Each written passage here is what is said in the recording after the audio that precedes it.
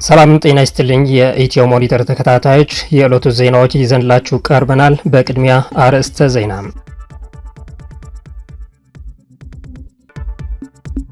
የታላቋ ብሪታንያ ፓርላማ ሶማሊላንድ እውቅና እንድታገኝ ጠየቀ።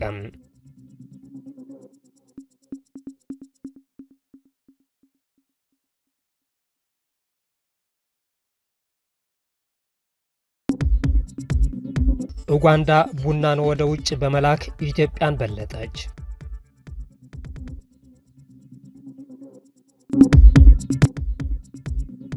በኬንያ ከፍተኛ ህዝባዊ ሰልፍ ተካሄደ።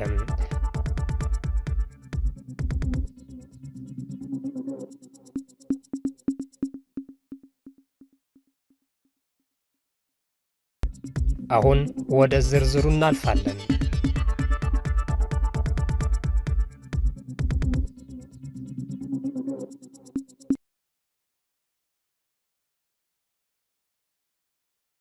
ዓለም አቀፍ የጤና ኢኖቬሽንና ጥራት ጉባኤ በአዲስ አበባ መካሄድ ጀመረ።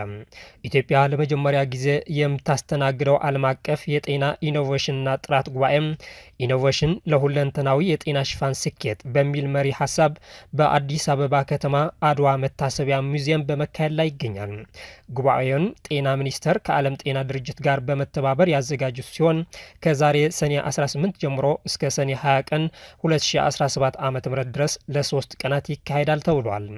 ይህንን ዓለም አቀፍ የጤና ኢኖቬሽንና ጥራት ጉባኤ ከማዘጋጀት በተጨማሪ የጤና ዘርፉን ለማዘመን በትኩረት እየተሰራ መሆኑን የገለጸው ጤና ሚኒስቴር ዘርፉን ለማዘመን በ44 ተቋማት ላይ የተሞከረና ውጤታማ የሆነ አዲስ የፈጠራ ስራ ተግባራዊ መሆኑን አስታውቋል። የተፈጠረው ቴክኖሎጂ የጤና ስርዓቱ ላይ ያሉትን ችግሮች መፍታት የሚያስችል ነው የተባለው ሲሆን በጤና ዘርፉ ያሉ ባለሙያዎች ዲጂታል አሰራር እንዲከተሉም የሚያደርግ መሆኑም ተገልጿል። ኢትዮጵያ ከአፍሪካ ሀገራት የተለየ የሚያደርጋት የቴክኖሎጂ አሰራር መኖሩንና የጤናውን ዘርፍ ያለውን ችግር መፍታት የሚያስችል የቴክኖሎጂ አሰራር እንዲኖር እየተሰራ መሆኑን ሚኒስቴሩ አስታውቋል።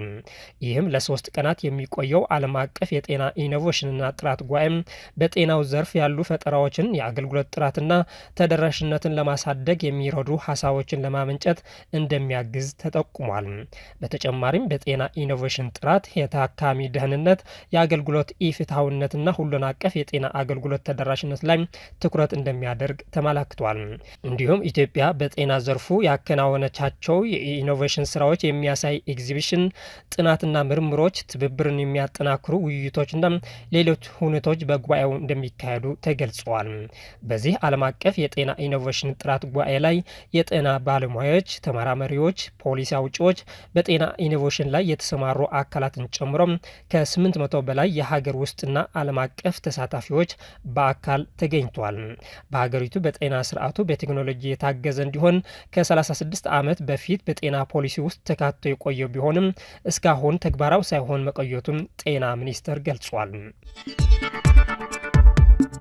ሶማሊላንድ እውቅና የምታገኝበት ጊዜ አሁን ነው ሲል የእንግሊዝ ፓርላማ አስታወቀ። የእንግሊዝ ፓርላማ አባላት የብሪታንያ መንግስት ሶማሊላንድን ራሷ የቻለት ሀገር እንድትሆን በይፋ ጠይቋል። ይህም በአፍሪካ ቀንድ የውጭ ፖሊሲ ላይ ወሳኝ ለውጥ እያሳየ ነው ተብሏል።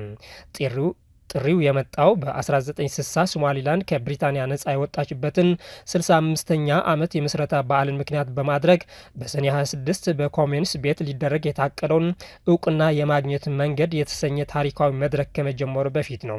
እንደ ኤፒፒጂ ዘገባም ሶማሊላንድ የሰላም ግንባታ፣ የዲሞክራሲ አስተዳደርና ተጨባጭ ሉዓላዊነትን አለመረጋጋትና ግጭት ባለበት ቀጠና ሶማሊላንድ ያስመዘገበችውን ውጤት ልዩ ያደርጋታል ይላል ሪፖርቱ። ታላቋ ብሪታንያ ለሶማሊላንድ እውቅና በመስጠት ግንባር ቀደም እንድትሆን የሀገሪቱን ኢኮኖሚያዊ አቅም፣ ስትራቴጂካዊ ጠቀሜታና ተግባራዊ ዲሞክራሲን ለመደገፍ የሞራል አስፈላጊነትን በማጎልበት አሳማኝ ጉዳይን አቅርባለች። የቀድሞ የመከላከያ ሚኒስትር ሰር ጋቪን ዊሊያምስ በይበልጥ የማይገመትና ያልተረጋጋ የሆነ ባለበት ዓለም ዩናይትድ ኪንግደም የምታገኛቸውን ጓደኞች የምታገኛቸውን ጓዶችና አጋሮች ሁሉ ትፈልጋለች። ሶማሊላንድ በሁሉም ችግሮች ላይ የተረጋጋና ዲሞክራሲያዊ ማህበረሰብ ገንብታለች። በሌላ መልኩ ተለዋዋጭ በሆነ ቀጠና ውስጥ የመልካም አስተዳደር መሰረች ነች ብለዋል። በኬንያ ከተሞች ከፍተኛ ህዝባዊ ሰልፎች ተካሂደዋል። የኬንያ ከተሞች በተቃውሞ ሰልፈኞች ተጥለቅልቀው ዋሉ። የኬንያ ትላልቅ ከተሞች ዛሬ የሀገሪቱን መንግስትና የፖሊስ ኃይልን እርምጃ በሚቃወሙ ሰልፈኞች ተጥለቅልቀዋል። የዛሬው ሰልፍ የተጠራው የኬንያ ጸጥታ አስከባሪዎች አምና የገደሏቸውን ተቃውሞ ሰልፈኞች ለመዘክር ነው። ባለፈው ዓመት መንግስት የቀረጥ ጭማሪ ለማድረግ መወሰኑን በመቃወም አደባባይ በወጡ ሰልፈኞች ላይ ጸጥታ አስከባሪዎች በከፈቱት ተኩስ በትንሹ 60 ሰልፈኞች ገድለዋል። ሌሎች 20 ሰዎች እስካሁን የደረሱበት አይታወቅም። የኬንያ ፕሬዝዳንት ዊሊያም ሩቶ የቀረጥ ጭማሪውን ደንብ ቢሽሩትም ህዝቡ በተለይ ወጣቱ ሰልፈኞች መገደላቸውን አጥብቆ ማወገዙን አላቆመም። ሟቾቹን ለመዘከርና የፖሊስን እርምጃ ለመቃወም ዛሬ ናይሮቢ ውስጥ አደባባይ በወጡ ሰልፈኞችና በተፈጠረ ግጭት 10 ሰልፈኞች ቆስለዋል። ጸጥታ አስከባሪዎች የኬንያ ምክር ቤት ህንፃን፣ ቤተ መንግስቱንና ሌሎች መስሪያ ቤቶችን በኢሾሃማ ሽቦ አጥሮ በጥብቅ እየተጠበቀ ነው። ናይሮቢ ውስጥ ግጭቱ ከተቀሰቀሰ በኋላ የኬንያ መገናኛ ዘዴዎች የተቃውሞ ሰልፉን ሂደትና የሰልፈኞቹን ጥያቄ በቀጥታ እንዳያሰራጩ የሀገሪቱ መንግስት አዝዟል። ይሁንና አሶሲየትድ ፕሬስ እንደዘገበው ከርዕሰ ከተማይቱ በተጨማሪ ሞምባሳ፣ ኪስሙ፣ ናኩሩሩ፣ ኒያሁሩሩ እና ሌሎች ከተሞችን በተቃውሞ ሰልፈኞች ተጥለቅልቋል። እስራኤል ገደልኳቸው ያለቻቸውን የኢራን የጦር መሪዎች እንዳልተገደሉ ታወቀ። በእስራኤል ጥቃት ተገደሉ የተባሉ 3 የጦር መሪዎች የኢራን የድል በዓል ላይ ተገኝቷል። በእስራኤል ጥቃት ተገደሉ የተባሉ 3 የኢራን ጦር መሪዎች የኢራን የድል በዓልን ከህዝብ ጋር ሲያከብሩ መታየታቸው አናዶሉና የኢራን የሀገር ውስጥ ብዙሃን መገናኛዎች ዘግበዋል። እስራኤል ከሰኔ 13 ጀምሮ የኢራን የጦር ጀነራሎችን መግደሏን ያስታወቀች ስትሆን 3ቱ የኢራን የጦር መሪዎች በትናንትናው ዕለት ኢራን የድል በዓሏን ስታከብር ከህዝቡ ጋር በመገኘት አክብሯል ብለዋል ምንጮቹም። ከዚህ ውስጥ አንዱ የሆኑት የእስላማዊ አብዮታዊ ጥበቃ ኮርፕስ ቅዱስ ኃይል አዛዥ ብርጋዴር ጀነራል ኢስማኤል ቃይኒ በዓሉን ከህዝብ ጋር ማክበራቸውን የኢራቅ የሀገር ውስጥ ብዙሃን መገናኛዎች ዘግቧል። በኢራን ታስኒም የዜና አገልግሎት የተለጠፈ ቪዲዮም ቃይኒ በዝግጅቱ ላይ ከተሰበሰቡት መካከል አሳይቷል። በዚህ ወር መጀመሪያ ላይ የኒውዮርክ ታይምስ ጋዜጣ ቃይኒ በእስራኤል ጥቃት ከተገደሉት የኢራን ጦር መሪዎች መካከል አንዱ እንደሆኑ ዘግቦ እንደነበር የሚታወስ ነው። በተመሳሳይ የወቅቱ የመከላከያ ሚኒስትርና የአየር ኃይል አዛዥ የነበሩ ብርጋዴር ጀነራል አዚዝ ናስር አዛዲህ በሰኔ ወር መጀመሪያ ላይ በመከላከያ ሚኒስቴር ላይ በተፈጸመ የአየር ጥቃት ተገድሏል ተብሎ የነበረ ቢሆንም በህይወት እንዳሉና አሁንም በስልጣን ላይ እንደሚገኙ ተስኒም የዜና ወኪል ዘግበዋል። የአያቶላህ አሊ ሃማኒ ከፍተኛ አማካሪና የደህንነት ዋና አማካሪ ኢድማኤል አሊ ሻማካኒ እንደ አውሮፓውያን አቆጣጠር ሰኔ 13 ቀን 2025 በእስራኤል የአየር ጥቃት መሞታቸው ከተነገሩት አንዱ የነበሩ ናቸው። አድሚራል አሊ ሻማካኒ በድል በዓሉ ላይ በመገኘት የድል በዓሉን አክብረዋል ሲሉም የኢራን የዜና ወኪሎች ዘግበዋል። ኡጋንዳ ቡናን ወደ ውጭ በመላክ ከኢትዮጵያ ቀዳሚ ሆነች። ኡጋንዳ በአፍሪካ ቀዳሚ ቡና ላኪ በመሆን በግንቦት ወር ብቻ ከ243 ሚሊዮን ዶላር በላይ ገቢ አግኝታለች ተብሏል። ኡጋንዳ በወርሃዊ የውጭ ንግድ መጠን ኢትዮጵያን በመብለጥ ከአፍሪካ ቀዳሚ ቡና ላኪ ሆናለች ሲል የኡጋንዳ የእርሻ የእንስሳት ኢንዱስትሪና አሳ ሀብት ሚኒስቴር አስታውቋል። በግንቦት 2025 ኡጋንዳ 47606.7 ቶን ቡና ወደ ዓለም አቀፍ ገበያ የላኪች ሲሆን ይህም በተመሳሳይ ወር የኢትዮጵያን 43481 ቶን ብልጫ አሳይቷል። መግለጫው እድገቱን በሀገሪቱ የቡና ንግድ እንቅስቃሴ ላይ ወሳኝ ለውጥ መሆኑን የሚያመለክት ታሪካዊ ምዕራፍ ሲል ገልጾታል።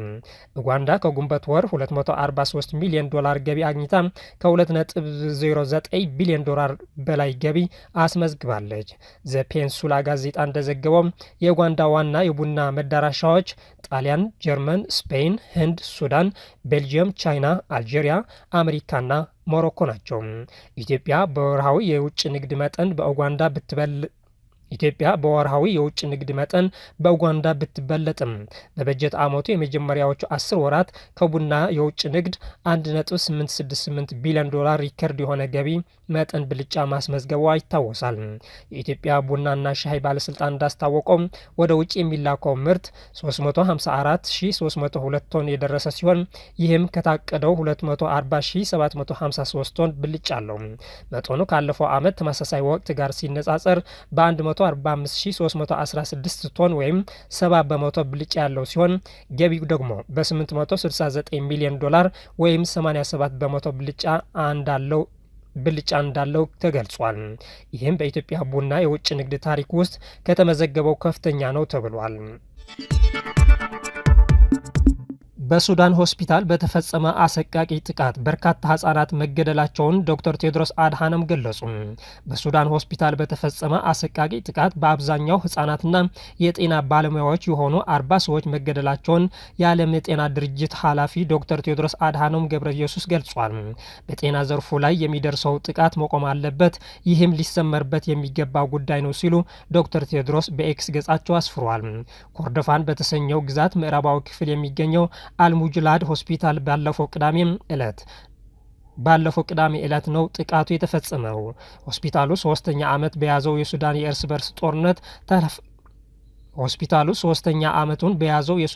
በርስ ጦርነት ተፋላሚ የሆኑት ጦሩና ፈጣን ደራሽ ኃይሉ ከሚፋለሙባቸው ግንባሮች መካከል በቅርበት ይገኛል። የፈጥኖ ደራሽ ኃይሉ እንዲሁም 2 የሱዳን የሲቪል ድርጅቶች ጦሩን በሆስፒታሉ ላይ ጥቃት በመፈጸም ከሶታል። ጦሩ በቀረበበት ውንጀላ ላይ የሰጠው አስተያየት የለም። ደም አፋሳሹ የእርስ በርስ ጦርነት በዓለም የከፋ ሰብአዊ ቀውስ ያደረሰ መሆኑን የተባበሩት መንግስታት ድርጅት በተደጋጋሚ ገልጿል። በጦርነቱ በዳርፉር የደረሰውን የዘር ማጥፋት ጨምሮም በሀገሪቱ በሺዎች የሚቆጠሩ ንጹሃን ተገድለውበታል። እንዲሁም በሚሊዮኖች የሚቆጠሩ ዜጎች አፈናቅሏል። ሁለቱም ወገኖች በሕክምና ተቋማትና ሰራተኞች ላይ የጦር ወንጀል በመፈጸምም መከሰሳቸው ቢቢሲ አማርኛ መረጃውን አይተዋል። በሙግላድ የሚገኘው አልሙጅላድ ሆስፒታል በአካባቢ አገልግሎት የሚሰጥ ብቸኛው የጤና ተቋም ነበር ሲል የሱዳን ዶክተሮች ኔትወርክ አስታውቋል። በጥቃቱ ከተገደሉት ከ40 በላይ ሰዎች ውስጥ 6ቱ ህጻናት እንዲሁም 5ቱ የጤና ባለሙያዎች መሆናቸውን በሱዳን የሚገኘው የዓለም ጤና ድርጅት ጽህፈት ቤት እሁድ ዕለት ገልጿል። በርካታ ሰዎች መጎዳታቸውን ጽህፈት ቤቱ አክሏል። ሆስፒታሉ ወሳኝ የሚባል የኩላሊት እጥበትን ወይም ዲያሊሲስን ጨምሮ ሌሎች አገልግሎቶችን ይሰጥ እንደነበር በሁለቱ ተፋላሚ ወገኖች የሚፈጸሙ ጥሰቶችን የሚመዘግበው የአደጋ ጊዜ የህግ ባለሙያዎች ቡድን ገልጿል። የሱዳን ዶክተሮች ኔትወርክና የአደጋ ጊዜ የህግ ባለሙያዎች ቡድን ቅዳሜ ሆስፒታሉ ላይ ለተፈጸመው ጥቃት ተጠያቂም የሱዳን ጦር መሆኑን ገልጿል። ኔትወርኩ ለጥቃቱ ምክንያት ጦሩም በአልሙጃሊድ ሆስፒታል የሰፈሩ የፈጥኖ ደራሽ ኃይል ተዋጊዎችን ለመግደል በሚል እንደሆነም ገልጿል።